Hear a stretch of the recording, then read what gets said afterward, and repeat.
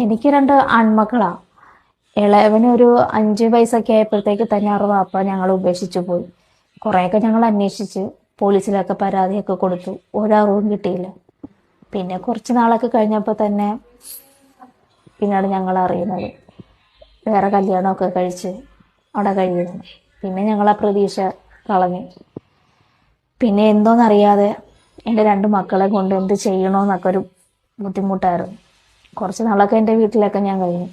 പിന്നെ അവിടെയൊക്കെ ബുദ്ധിമുട്ടും പ്രയാസവും ഒക്കെ കണ്ടപ്പോൾ ഞാൻ അവിടുന്ന് മാറി ഒരു ചെറിയൊരു വാടക വീടെടുത്ത് 2-3 ജോലിക്കൊക്കെ ഇപ്പം വീട്ടുവേലയൊക്കെ ചെയ്ത് കഷ്ടപ്പെട്ട് എൻ്റെ മക്കളെ പഠിപ്പിച്ച് ഒരു നിലയിലെത്തി.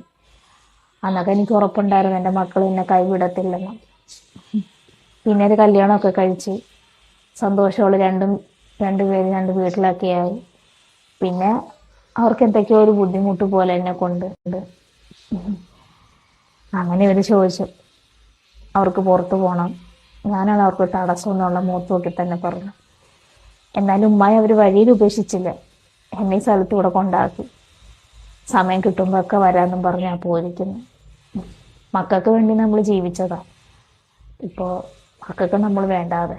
ലോകം നിന്നെ തോൽപ്പിച്ചു എന്ന് കരുതി നീ തലകുനിച്ചിരിക്കുകയാണോ? ഒരു നിമിഷം നിൽക്കൂ.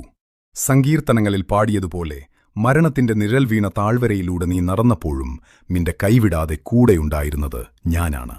നിന്റെ മുറിയിലെ ഏകാന്തതയിൽ നീ ഒഴുക്കിയ ഓരോ കണ്ണീർത്തുള്ളിയും സ്വർഗം എണ്ണിക്കഴിഞ്ഞു. ഇപ്പോൾ നിന്റെ നെഞ്ചിൽ കൈവച്ച് പൂർണ്ണ ഹൃദയത്തോടെ ഇങ്ങനെ പ്രാർത്ഥിക്കൂ. എന്റെ നിത്യനായ ദൈവമേ, എന്റെ സങ്കടങ്ങളുടെ രാത്രികൾ അവസാനം